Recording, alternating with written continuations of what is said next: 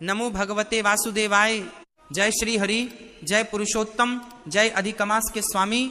प्रिय भक्तों, आज जो बात मैं आपको बताने जा रहा हूं यह कोई साधारण जानकारी नहीं है। यह वह दिव्य रहस्य है जो युगों युगों से केवल उन्हीं भक्तों तक पहुंचता है जिनके भाग्य में भगवान विष्णु की असीम कृपा लिखी होती है। कहा जाता है कि जो मनुष्य इस एकादशी का व्रत रखता है उसके 7 जन्मों के पाप एक ही रात में भस्म हो जाते हैं। सोचिए, 7 जन्मों के पाप एक ही रात में। क्या आप इस अवसर को गंवाना चाहते हैं? आज हम बात कर रहे हैं परमा एकादशी की। वह एकादशी जो हर साल नहीं आती, वह एकादशी जो 3 वर्षों में केवल एक बार आती है, वह एकादशी जिसे स्वयं भगवान पुरुषोत्तम ने अपना सर्वोच्च आशीर्वाद बताया है। और इस बार सन 2026 में ये पावन तिथि आ रही है, गुरुवार 11 जून 2026 को। लेकिन रुकिए, इस एकादशी के बारे में एक बहुत बड़ा रहस्य है जो अधिकांश लोग नहीं जानते। एक ऐसा तथ्य जो आपके जीवन को पूरी तरह बदल सकता है, और वह रहस्य मैं आज आपको बताऊंगा इस पूरे वीडियो में। तो अभी इस वीडियो को लाइक करें और कमेंट में लिखें जय श्री हरि, क्योंकि जो भी भक्त आज ये वीडियो देख रहा है, भगवान विष्णु की दृष्टि आप पर पड़ चुकी है। भक्तों, इस सृष्टि में एक नियम है, जब कोई पवित्र तिथि आती है तो ब्रह्मांड की ऊर्जा बदल जाती है, देवलोक के द्वार खुलते हैं, स्वर्ग से दिव्य प्रकाश पृथ्वी पर उतरता है, और भगवान विष्णु जो इस पूरी सृष्टि के पालनहार हैं, वे अपनी करुणामय दृष्टि से उन भक्तों को देखते हैं जो उनका स्मरण करते हैं।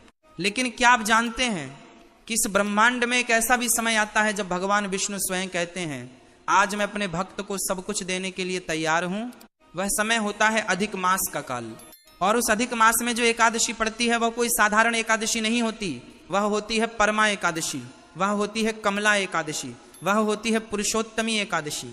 शास्त्रों में वर्णन आता है भविष्योत्तर पुराण में, पद्म पुराण में और स्कंद पुराण में कि अधिक मास में की गई पूजा, दान, व्रत और भजन का फल सामान्य मासों से कई लाख गुना अधिक होता है, कई लाख गुना। जरा सोचिए, एक सामान्य एकादशी का फल यदि 1 स्वर्ण मुद्रा के बराबर है तो परमा एकादशी का फल 1 लाख स्वर्ण मुद्राओं के बराबर है। यह अतिशयोक्ति नहीं है, यह शास्त्र वचन है। और इसीलिए आज का यह वीडियो बहुत महत्वपूर्ण है। आज मैं आपको बताऊंगा परमा एकादशी क्या है, कब है, कैसे करें, व्रत क्या है, पूजा विधि क्या है, शुभ मुहूर्त कब और कैसे करें पारण, और सबसे महत्वपूर्ण वह प्राचीन कथा जो इस एकादशी की आत्मा है। लेकिन पहले एक बात, जो भी भक्त ये वीडियो देख रहे हैं, ये कोई संयोग नहीं है। आपके जीवन में कुछ ऐसा चल रहा है, कोई कष्ट, कोई पीड़ा, कोई इच्छा, कोई मनोकामना जिसके लिए आप भगवान से प्रार्थना कर रहे हैं, और शायद आपको लग रहा है कि भगवान सुन नहीं रहे। लेकिन सच यह है, भगवान ने आपकी सुन ली है, इसीलिए आप आज इस वीडियो तक पहुंचे हैं। यह एकादशी आपके लिए एक दिव्य संदेश है। उठो, व्रत करो और मेरी शरण में आओ। परमा एकादशी 2026 तिथि और शुभ मुहूर्त।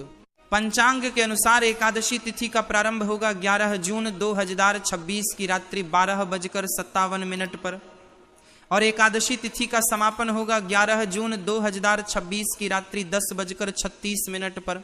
उदया तिथि के अनुसार व्रत गुरुवार 11 जून 2026 को रखा जाएगा, और पारण व्रत तोड़ने का समय 12 जून 2026 शुक्रवार को प्रातः 5:23 से लेकर 8:10 तक है। यह पारण का समय अत्यंत महत्वपूर्ण है। इस विषय में मैं आगे विस्तार से बताऊंगा। गुरुवार वैसे भी भगवान विष्णु का दिन है, और इस बार परमा एकादशी गुरुवार को है। यह संयोग अत्यंत दुर्लभ और शुभ है। शास्त्र कहते हैं जब एकादशी गुरुवार को पड़े तो उसका फल 2 गुना हो जाता है। अधिक मास का रहस्य, वह महीना जो भगवान का अपना है। भक्तों, आपने अधिक मास का नाम सुना होगा, लेकिन क्या आप जानते हैं कि यह मास क्यों इतना पवित्र है? बहुत प्राचीन काल की बात है, जब हिंदू पंचांग जो चंद्रमा की गति पर आधारित है और सूर्य की गति के बीच में अंतर बढ़ने लगा, तो सृष्टि में एक अतिरिक्त मास की आवश्यकता पड़ी। लेकिन समस्या यह थी, जब भी कोई अतिरिक्त मास आता तो उस मास का कोई अधिपति देवता नहीं होता था। वह मास अनाथ था, उसका कोई नाम नहीं था, कोई पहचान नहीं थी, कोई देवता उसे स्वीकार नहीं करते थे। और इस अनाथ मास ने रोते हुए भगवान विष्णु के चरणों में शरण ली। उसने कहा, प्रभु मैं अभागा हूं, मेरा कोई नाम नहीं, कोई देवता नहीं, कोई पहचान नहीं, मुझे स्वीकार करें। और भगवान विष्णु जो दीनों के नाथ हैं, जो शरणागत वत्सल हैं, उन्होंने उस मास को अपनी गोद में ले लिया। उन्होंने कहा, आज से तू मेरा अपना है, तू मलमास नहीं, तू पुरुषोत्तम मास है, मेरे नाम का मास, और जो भी मनुष्य इस मास में मेरी भक्ति करेगा उसे मैं स्वयं मुक्ति दूंगा। ये वचन है भगवान पुरुषोत्तम का। और इसीलिए अधिक मास, मलमास, पुरुषोत्तम मास, यह सब एक ही पवित्र महीने के नाम हैं। और इस महीने में जो एकादशी पड़ती है वह है परमा एकादशी। स्वयं भगवान के महीने की, स्वयं भगवान के नाम की एकादशी, परमा एकादशी की प्राचीन कथा, जय शर्मा का उद्धार। भक्तों, अब मैं आपको वह कथा सुनाता हूं जो शास्त्रों में वर्णित है, जो इस एकादशी की आत्मा है और जो सुनकर आपकी आंखें नम हो जाएंगी। बहुत बहुत प्राचीन काल की बात है। अवंतीपुर नाम का एक नगर था। उस नगर में एक महान विद्वान ब्राह्मण रहते थे। वे शास्त्रों के ज्ञाता थे, धर्मात्मा थे और उनकी ख्याति दूर दूर तक फैली हुई थी। उनके 5 पुत्र थे। 4 पुत्र अत्यंत सदाचारी, धर्मपरायण और विद्वान थे, पर 5वां पुत्र जय शर्मा, वह दुर्गुणों का भंडार था। जय शर्मा दिन रात पाप में डूबा रहता। जुआ खेलना, मद्यपान, झूठ बोलना, दूसरों को कष्ट देना, यह उसके नित्य कर्म थे। उसके कारण परिवार की प्रतिष्ठा मिट्टी में मिल गई थी। पिता ने समझाया, जय शर्मा ने नहीं माना। भाइयों ने प्रेम से बुलाया, वह और बिगड़ता गया। गांव वाले उससे नाराज हो गए। एक दिन ऐसा आया जब उसके पिता ने भी उसे घर से निकाल दिया, पत्नी ने साथ छोड़ दिया, भाइयों ने मुंह फेर लिया। जय शर्मा अकेला बेसहारा जंगल में भटकने लगा। जंगल में दिन गुजरे, रातें गुजरी, भूख से तड़पते हुए, पाप के बोझ से दबे हुए वह सोचता रहा, क्या मेरा जीवन यूं ही समाप्त होगा? क्या मुझे कभी मुक्ति नहीं मिलेगी? और तभी ईश्वरीय विधान से उसके कदम प्रयागराज की दिशा में मुड़ गए। प्रयाग जहां गंगा, यमुना और अदृश्य सरस्वती का संगम है, जहां की मिट्टी स्वयं पवित्र है, जहां एक डुबकी लगाने से करोड़ों जन्मों के पाप नष्ट हो जाते हैं। जय शर्मा उस संगम तट पर पहुंचा। उसने स्नान किया और जैसे ही उसके पापी शरीर को उस पावन जल ने छुआ, उसके भीतर कुछ बदलने लगा। वहां उस तट पर एक महान ऋषि बैठे थे। उनका नाम था महात्मा कुंडिन्य। जय शर्मा उनके चरणों में गिर पड़ा। रोते रोते उसने अपनी सारी कथा सुनाई। उसने कहा, हे महात्मन, मैंने बहुत पाप किए हैं, क्या मेरा उद्धार संभव है? क्या भगवान मुझ जैसे पापी को भी स्वीकार करेंगे? महात्मा कुंडिन्य ने उसकी आंखों में देखा और वहां उन्हें दिखा पश्चाताप का सच्चा भाव। वह आंसू जो नकली नहीं थे, वह पीड़ा जो असली थी। ऋषि मुस्कुराए। उन्होंने कहा, वत्स, भगवान विष्णु की करुणा का कोई अंत नहीं है। वे दीनों के नाथ हैं, वे पतितों के उद्धारक हैं। जो सच्चे मन से उनकी शरण लेता है, वे उसे कभी नहीं ठुकराते। और सुन, अभी अधिक मास चल रहा है। इस पावन मास में परमा एकादशी आने वाली है। तू इस एकादशी का व्रत कर, सच्चे मन से भगवान पुरुषोत्तम की पूजा कर, रात्रि में जागरण कर और देख भगवान तुझे क्या देते हैं। जय शर्मा ने वह व्रत किया, पूरी रात जागा, भगवान का नाम लिया, आंसुओं से भगवान के चरण धोए और सुबह जब सूर्योदय हुआ तो एक दिव्य घटना घटी। आकाश से एक तेजस्वी प्रकाश उतरा, वायुमंडल में दिव्य सुगंध फैल गई और जय शर्मा को अनुभव हुआ मानो उसके ऊपर से कोई भारी बोझ हट गया हो, मानो उसकी आत्मा पर जमी सदियों की धूल एक ही पल में साफ हो गई हो। उसके 7 जन्मों के पाप उसे एक रात में भस्म हो गए। और कथाएं कहती हैं जय शर्मा को उसी जन्म में मुक्ति मिली, उसने वैकुंठ को प्राप्त किया। भक्तों, ये जय शर्मा की कथा केवल एक पुरानी कहानी नहीं है, ये एक संदेश है आपके लिए, मेरे लिए, हम सबके लिए। हम सबने पाप किए हैं, जाने अनजाने, इस जन्म में, पिछले जन्मों में, और हम सब एक जय शर्मा हैं जो अपने पापों के बोझ तले दबे हुए हैं। लेकिन परमा एकादशी वह अवसर है जब भगवान स्वयं कहते हैं, आओ मेरे पास आओ, मैं तुम्हें क्षमा करने के लिए तैयार हूं। परमा एकादशी का आध्यात्मिक महत्व शास्त्र क्या कहते हैं?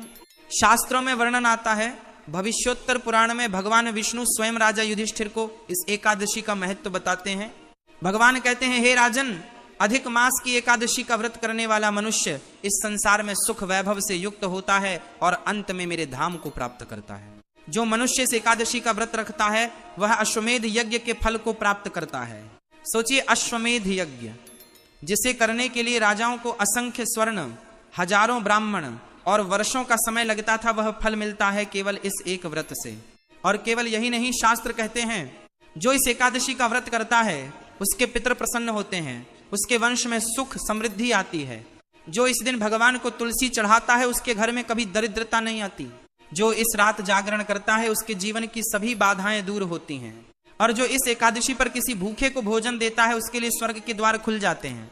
लेकिन सबसे बड़ा रहस्य यह है, यह एकादशी हर साल नहीं आती, यह 3 वर्षों में एक बार आती है।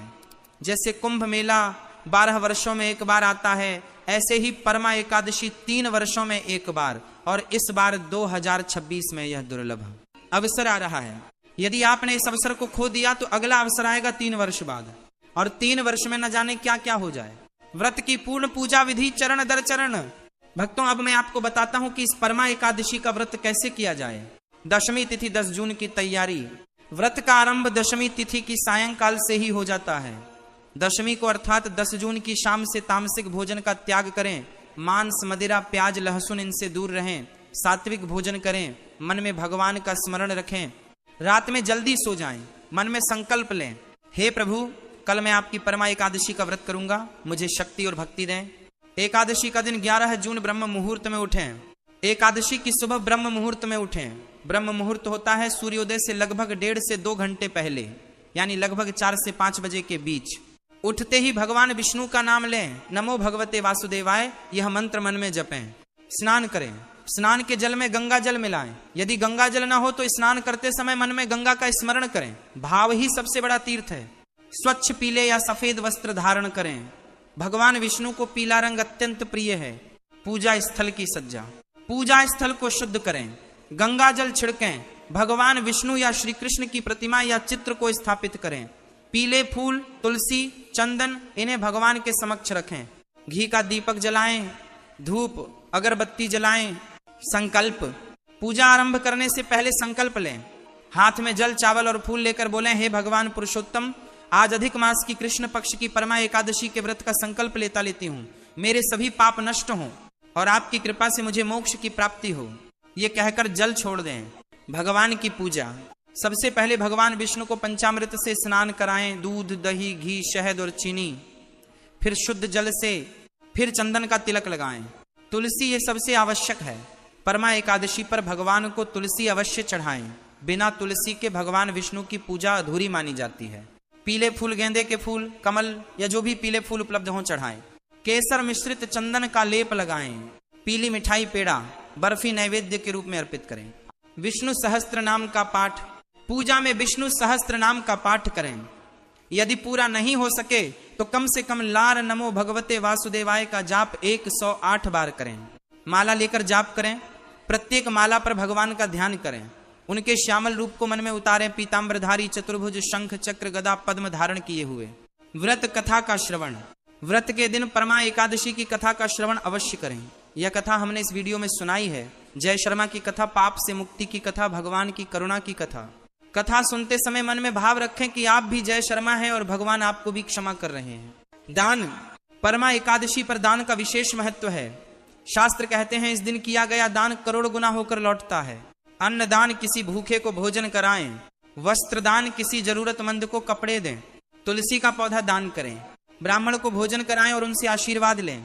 यदि कुछ और संभव न हो तो किसी एक व्यक्ति को भी भोजन कराएं, भगवान उसे भी स्वीकार करते हैं। रात्रि जागरण। परमा एकादशी की रात्रि का जागरण यह इस व्रत का सबसे महत्वपूर्ण भाग है। पुरानी कथाओं में आता है, जो भक्त इस रात जागते हुए भगवान का नाम लेता है उसे रात भर जागने का फल वही मिलता है जो वर्षों की तपस्या से मिलता है। रात में भजन गाएं, कीर्तन करें, भगवद गीता का पाठ करें, विष्णु पुराण सुनें या बस भगवान के नाम का जाप करते रहें। हरि हरि हरि। पारण व्रत तोड़ने की विधि यह सबसे महत्वपूर्ण है। भक्तों, अब मैं आपको बताता हूं वह बात जो अक्सर लोग नहीं जानते और जिसके कारण उनका पूरा व्रत निष्फल हो जाता है। पारण का समय 12 जून 2026 शुक्रवार प्रातः 5:23 से 8:10 बजे तक। पारण अर्थात व्रत तोड़ना। और शास्त्र में स्पष्ट लिखा है, पारण सही समय पर किया जाना चाहिए, न बहुत जल्दी न बहुत देर से। यदि द्वादशी तिथि में ही पारण न किया जाए तो व्रत का फल नहीं मिलता। यदि पारण हरिवासर अर्थात एकादशी समाप्ति के बाद के 24 घटी में किया जाए तो भी दोष लगता है। इसीलिए 12 जून को सुबह 5:23 बजे के बाद और 8:10 बजे से पहले पारण करें। पारण की विधि इस प्रकार है। सुबह उठकर स्नान करें। भगवान विष्णु को प्रणाम करें। उनसे प्रार्थना करें, हे प्रभु, आपकी कृपा से मैंने यह व्रत पूर्ण किया, अब पारण की अनुमति दें। पहले तुलसी का एक पत्ता, केवल एक पत्ता जल के साथ ग्रहण करें। ये पारण का सबसे पवित्र आरंभ है। फिर सात्विक भोजन ग्रहण करें। पारण के दिन मीठा भोजन करना शुभ माना जाता है। ये ध्यान रहे, पारण के दिन भी मांस, मदिरा, प्याज, लहसुन का त्याग करें। और ये भी पारण के पहले किसी को दान दें, किसी गरीब को, किसी ब्राह्मण को, कुछ भी, क्योंकि दान के बाद पारण का फल और बढ़ जाता है। वे नियम जो व्रत में अवश्य पालन करने चाहिए।